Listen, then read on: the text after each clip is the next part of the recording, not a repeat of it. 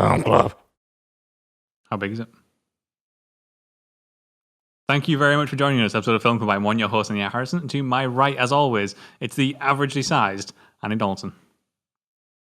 Yes. Every single week in Film Club, we invite you along to watch a film with us. We dive into some of cinema's best before coming back here to talk it out. Andy, it's time for a Requiem. A Requiem for a Dream. Go on, you're better than that, mate. Go on, give us the intro. What's Requiem for a Dream all about? Directed by Darren Aronofksy. It is about addiction in 4 different people. So it's about Jared Leto, his mate, his girlfriend, and his mother all face their own addiction. All have the kind of like go through the story of their life, trying to balance their life with addiction, with many, well, it is around drugs, and also their outgoing. Their outcome based on said addiction. So they all like go different ways. One ends up losing his arm. The other ends up paying for drugs with sex. The other ends up in a psychiatric ward. And finally, the bloke, his mate, ends up in prison. And as we talked about last week, we've both seen this film before, but long time ago. So revisiting it, it was quite a few years since I saw it as well. And revisiting it, I mentioned to you before the show, it's way shorter than I thought it was. Yes, and it's also. This is a film where I don't really want to watch it again because it's so depressing and it's in some parts terrifying. Some parts it's emotionally draining. And revisiting this, I actually really enjoyed it. Okay, I loved it in the first place anyway, but I enjoyed revisiting it again. I thought I couldn't do it, and so I did. I was completely the same experience where I had previously I'd thought never gonna watch this again, watched it again, and coming out of it this time, if you had told me that in 2 months' time I have to watch that film again, I'd kind of go, okay. I think, I would. I think it's because it hits you so much in the first time you see it. You're just so you're just null and void because it does emotionally hit you. It's very intense. You just always have that memory, especially the end scene, where it's just spiraling out with all of them in the fetal position. Well, and right before that you get probably what I want to say is maybe the crowning jewel of the entire film, which is the editing. The editing is incredible. They build that pacing with quite a lot of close-ups. It becomes this montage. It's very much montage editing to an nth degree, where they build this tone, this feeling, and this atmosphere by just going close-up, close-up, close-up, close-up, close-up, close-up. And obviously, if anyone's ever tried any sort of visual storytelling, that's a very bad technique. But in this, it works so well because you're bouncing between all those people's psychological states. It reminds me, I mean, the biggest example you'll see of the editing is obviously when they take the drugs, eyes like that. Which actually does multiple times. Natalie corresponded to being very Edgar Wright. Yeah, well, that's what I was going to say. It's well played. She's here with us, by the way. just distracting us. Very serious and almost, what's the word? Opposite of Edgar Wright. He does his editing for jokes and for humour, whereas Aronofsky does his editing. He does it more for the actual impact of the scene. I'm not saying that Edgar Wright doesn't. I'm saying Edgar Wright impacts the scene via humour. Yeah. Great point in case in point is Scott Pilgrim when he does his shoelaces, yeah? Yeah, you're right. That sort of that particular type of editing he often does for comedic purposes or for energy purposes. Here, you're right.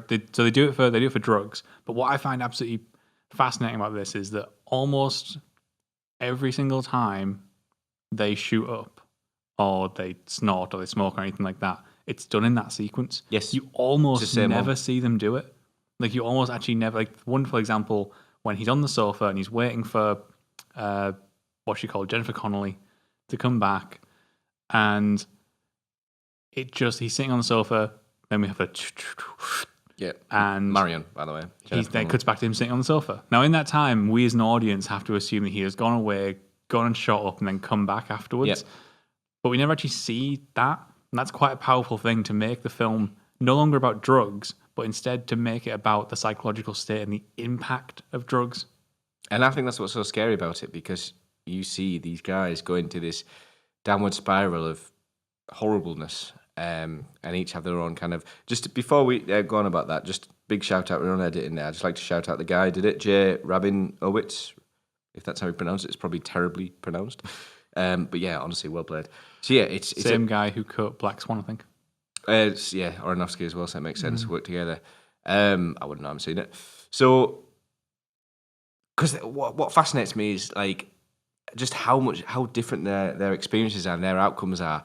And it's like how addiction affects them personally. So we're going on a more personal level. It's not just about addiction as a whole. It's not about like drugs are bad and go like this. It's about the fact that the addiction could come from anywhere. I mean, if you look at the start of the film, before his mother who is called Sarah, yeah. So Sarah, before she gets addicted to being on TV, the addiction to amphetamines, she's actually not addicted to eating, but she's like, She uses it as a comfort. yeah, comfort. That's it exactly. And she likes that eating. She can't have it, and it's really well represented with the fridge coming out, and like actually that scary scene with the fridge. And that starts with everybody as well. Like at the beginning, these people aren't necessarily, or if they are addicted, we're not seeing it. We're seeing like them using things as a vice. Yep. And then after a while, those vices start to really take hold and really overrun their lives. Yes. And you're right. I love this. I think Sarah, his mum, is the thing that separates a film like this from a film like Trainspotting. Yes. Because Trainspotting is pretty much about drugs, and it's about drug culture, and it's about people who are very much involved in drugs. And this is to some degree, but it's so much more about the impact, and it's so much more about addiction as a whole because of her inclusion. Yes. And it's funny, going about that fridge scene. You know what I'm like with horror films? I struggle watching them. He squeals like a baby. I kind of like hand in front because I don't like to see it. To this day, the fridge scene has always been a really scary thing for me, just because of how intense it is, like the sounds and the music, and it's just the way like the editing goes. And she's like, anyway, I'm not gonna lie, So loud. When I was, well, that's what I mean. Yeah, that's one of the things I struggle with. Obviously, we have the problem that we've got neighbours. So, like, Nat and I are sitting there watching it, and it's like, everyone's talking a little bit like this, and everyone's kind of having a very serious conversation. And then suddenly it's like, yeah. And we have to, like, ride the volume back And down. I'm there like this, and I'm like this. It does scare me. It did scare me, sorry. And it was our mate Paul that introduced us to Requiem for a Dream. And Mate Paul. aye, and nice. And then he No shame. we always gone about the fridge scene, just how like just terrifying it is for what it is. It's literally a fridge coming forward. I know it's obviously that part at the end where it goes to eat. It reminds me of Home Alone. Remember the Home Alone where he's got the heater in the basement? Good point. It always reminds me of that. And it's like an inanimate object, terrifying, and it just shows like the psychopathic tendencies that she has. Psychopathic tendencies. Sorry, I'm running about being a psychopath at work today. Psychotic. It would be remiss of us if we talk all about Requiem for a Dream without mentioning the musical score. Yes, so the musical score is, everyone will know it's quite famous. I do believe it's been adopted by an awful lot of things. Found out last night that in the trailer for Two Towers, it was adopted by them. It was called the Requiem for the Towers or something. Yeah, I remember that. Something like that. Anyway, I was watching the trailer, I was like, oh my God. Anyway, so it's been used in a few things, but the one I remember the most was Sky. It was used in the Sky box office movie. So we used to go around Alex's and watch it. It was always coming out, I was like, oh, Requiem for a Dream. And again, like that editing scene where they go to take the drugs, the power of addiction and its effects is used. The music uses that, and it kind of lets you know this is the outcome. This is the outcome of their vice, their addiction, everything like that. Every time something that they're not too happy about that's an outcome of the addiction, the music plays. It's just kind of like a solemn reminder of fuck. And it's this really simple but such an effective little. Well, it's the whole score is very minimalist. It is, and it's incredibly well done. And if you just think about just this moving piece of this string quartet, this moving piece of music that just goes across. But then you can't just focus on that whole song because as mentioned there, the whole score comes together. And it's weird. I was thinking, I was watching it last night. I was saying, we watched Boogie Nights last week, and I said the fluidity of the music throughout that film. Yeah. And I was watching Requiem, and I was thinking, there is so much music in this film. So it's done by a really cool bloke called Clint Mansell. And he works with Aronofksy. He actually did the score for The Fountain, which has an absolutely solid soundtrack. And he's really good at what he does. And the whole thing just goes together like, whether it's the main theme or whether it's the other, like kind of the score, and it just like kind of flows with each other. And yeah, on top of that, you have, as you said now with your neighbours, some incredible sound, some incredible sound mixing. The use of like the cut scenes like this, the use of, it was at the start of the film. And you hear these horrible like kind of groans, and I can't remember what it is. I was reading something last night, and they use something that's so like kind of eerie and everything like that at the very start. I'll have to research, and I'm sure you'll whatever. But I I'll what? You might put little things saying Andy means this. You might not. Anyway, I'm sure we'll not be able to decipher that one. I'll try and research it after and put it in comments or something.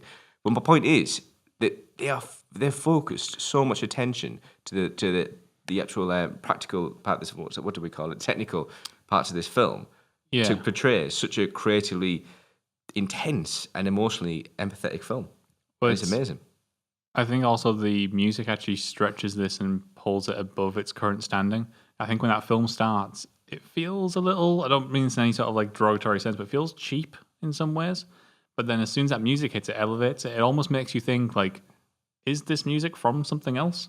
It makes you hesitate for a second and go like, actually, is that soundtrack being used from like a different film, or is it being used as this original piece? And like to find out, I think that original piece of music, which, okay, looking at this whole film in retrospect can be difficult because you're right, it's been used everywhere. In fact, do you want to know what the first thing that comes to my mind when I hear this? Is when Natalie and I were in college doing like A-level media and we had to make a film. We made this like silly little trailer for this guy who goes and he becomes a master at every single sport and activity in the world, and there's only one left, and it's about him going and fishing. And we used Requiem for a Dream as the music to that trailer. Well played. And like I'm sure thousands upon thousands of like film students have gone and do the exact same thing. And even like Peter Jackson was like, "Yep, I'm having that. Put it in the Two Towers trailer." It's the sort of music that just elevates a piece. Yes. And makes it so much more substantial. It is one of the most renowned pieces of film music, I would say, especially in the 21st century. A really good film, just on a side note, is American Beauty. That has also got one of those sound thematic scores where you really recognise the main piece used elsewhere, if you ever get a chance to listen to it. And he's a big Kevin Spacey fan. So we need to move on from that a little bit and start talking about some performances, because Jared Leto is awesome. Maybe the best Jared Leto performance I've seen. No, Dallas Buyers Club. Oh my God, I completely forgot about that. Yeah. I take that back entirely. Sorry. No, I'm not correct. dissing his performance to this, but Dallas Buyers Club is like next level. I agree. I think all four of them absolutely they take it to a whole new level. Like, how hard must it be to portray addiction if they might have been addicted before, but if you've never done it, you never go through the thing. Oh, fucking hell. Someone else like trying to like look at someone's trying to make a performance. They'll talk to someone. Okay, Bronson. Tom Hardy spoke to the actual Bronson, Charlie Bronson character. How is it to be you? How can I act like you? Imagine this, speaking to an addict. What's it like being an addict? How fucking hard must that be? Sorry, speaking to a what? Do it again. Someone who's had an addiction. An addict. So, a drug addict. Is also on top of this, Jennifer Connelly's great. Like I'm always used to seeing Jennifer Connelly as being like Jennifer Connelly from The Labyrinth, where she's much more like younger and wide-eyed and innocent, and seeing this like it adds to her kind of turn at the end of this film where she just gets enveloped by that culture. And then do you know who his mate is? I really recognise me. Sorry. His mate is Shorty from Scary Movie. That's where I recognised him from. I was thinking, I couldn't put it too, because I seen his name, Marlon Wayans, and I was thinking, I don't know that name, but I recognise the guy. I spent half the film going, is that Shorty? Oh, no way, that makes so much sense. Oh my God. It was either, is that Shorty, or am I racist?